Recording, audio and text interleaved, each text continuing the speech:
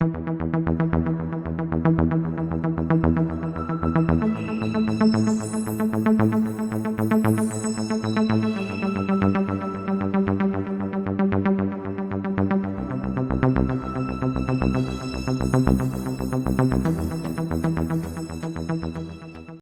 is going on, YouTube Nation? This is Dark Dividend. If you guys are new to my YouTube channel, make sure you subscribe and hit the notification bell so that miss future videos. If you were a subscriber and hit the notification bell, you would see this. I didn't guarantee that I would post a video in the time frame and maybe try to squeeze one in Thursday or Friday, but this is what you get if you're a subscriber and you hit the notification bell. So, Medical Properties Trust, a lot of negative news. I'm going to just be honest with you. I'm going to be buying these guys. There's a huge dip in them. I've done this before with a few dividend stocks. The only one that blew up in my face was IVR, which I sold, and I still had a lot of shares. I bought EPR Properties when a huge dip happened and even suspended their dividend. Arbor Realty Trust took a huge hit. People were very hesitant. Mortgage-backed REITs. I am about to earn about $200+ a week and those guys since I bought the dip during the pandemic. This one I'm buying and I'm not holding back. I've owned these guys. I'm going to continue to buy them. And if something drastically happens, there could be a potential dividend cut. I'm still going to buy them. I'm going to explain to you why. So if you're new to this YouTube channel, make sure you subscribe and hit the notification bell so you don't miss future videos. Smash that like button. Let's check this readout right now. Medical Properties Trust is taking a huge hit. It's sitting at $8.69. I actually bought shares today. The average volume is 16.83 million. They were in line against the S&P. I'm going to go over some negative news shortly. The market cap is $5.20 billion US dollars. Year range is 837 to 2163. That is a huge dip. Day range is 837 to 881. Its previous close was 879. Let me go over some negative news with these guys, and I'm going to tell you still why I'm buying them. So in March, they released their fourth quarter 2022 results, and basically let's see, I'm just going over this. MPW appear to have hidden past unbilled rent write-offs and impairments through undisclosed sales of equity investments and other items. A comparison of their FFO calculations for 2021 as presented in 2022 and 2021 shows that a 2.27 million recovery of unbilled rent was 7.23 million write-off, offset by gain on sale of equity investments. MPW confirmed that tenant Prospect had not paid all this rent for January and February and has not paid all their rent in January and February.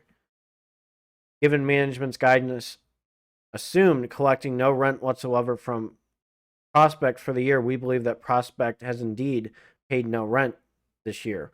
This is on viceroyresearch.com. It is becoming clear that MPW and its tenants' long-term financial situation is unstable. Tenants are selling, operations result in rent cuts. Tenants are unable to do so by not paying their rent in full. And MPW is having to write off or impair its straight-line rent receivables, which have previously assured investors were safe. Auditors should place greater scrutiny on MPW's accounting treatment of these assets.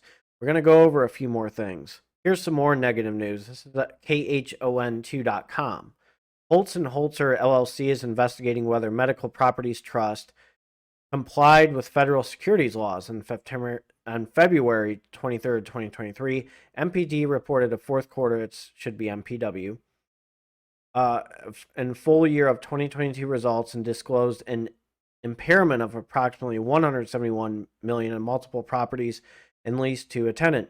MPW further announced that it would write off about $112 million in reliable rent from the same tenant. Follow this news, the company's stock dropped.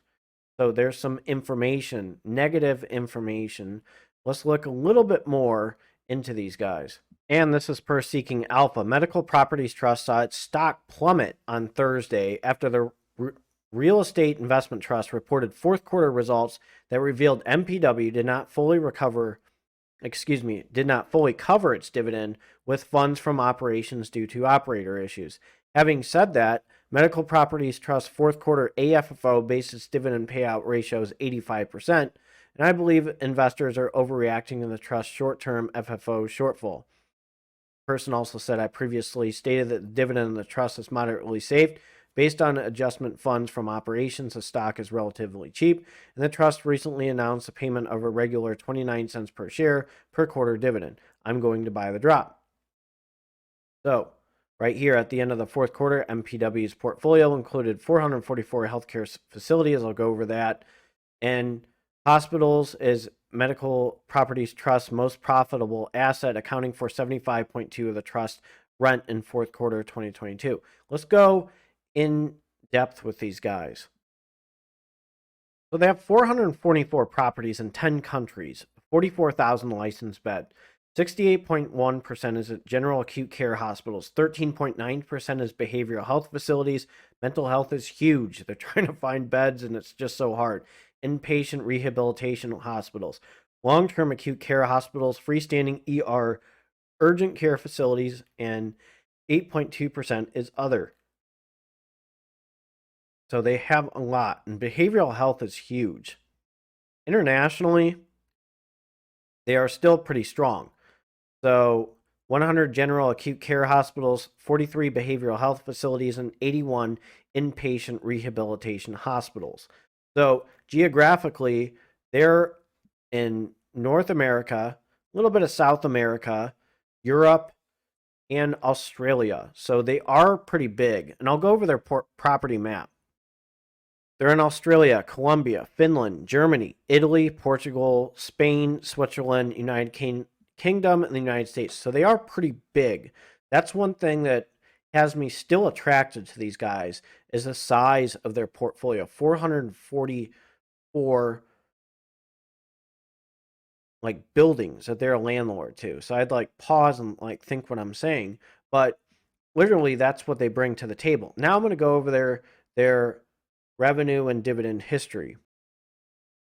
Now, looking at their trends over time, this is in millions US dollars. 2016, 541, 2017, 704, 2018, 784, 2019, 854, 2020, 1249, 2021, 1544, and then 2022, 1542. So there was an increase in revenue. Hopefully this is legit, but from 2016 to 2022, that was pretty solid. Now, of course, the most important thing is FFO and AFFO. I'll probably have another series with MPW either this week or next week as to why I'm buying them. I have to go really in depth. This is a big risk, but I'm still going to buy these guys and see what happens. Now let's go over their dividend history. Dividend history-wise, there's not a lot of growth, but again, this is a income stock, so I like to be diversified in real estate investment trust. In a medical stock, this is a definite buy is a medical real estate investment trust. So 2011, it was 20 cents. Then it finally started getting some noise. In 2014, it was 21 cents. Then 2015, it was 22 cents. Then 2016, it was 23 cents. Then 2017, it was 24 cents. Then 2018, it was 25 cents. Then 2019, it was 26 cents. 2020, it was 27 cents. 2021, it was 28 cents. Then 2022, 2023, 29 cents. So the payout ratio, according to them, is 64%. Number of dividend increases in the last 5 years is 5. This is on Zacks. Dividend growth in 5 years is 3.88%. High dividend yield right now, but still, there's a risk of a dividend cut. I'm still going to buy these guys because I'm thinking long term with the number of facilities they have. Sure, they may be in trouble. There may be people that are in trouble with investigations and stuff. But I'm going to tell you, this is going to be a potential long-term stock for me because I think this is what has happened with EPR properties that I invested in. They cut their dividend, but guess what? They suspended it because of the pandemic. But I stayed long. I bought the dip. I knew they would resume their monthly dividend, and they did. So it paid in dividends for me to be patient.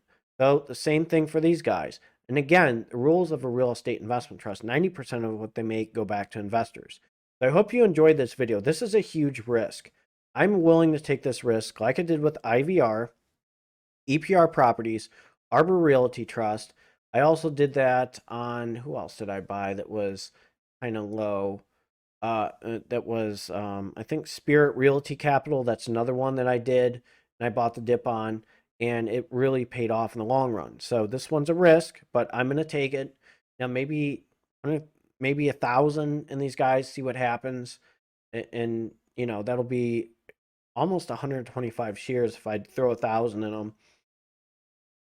So we'll see what happens. This is play money. I'm going to throw it in these guys and go from there.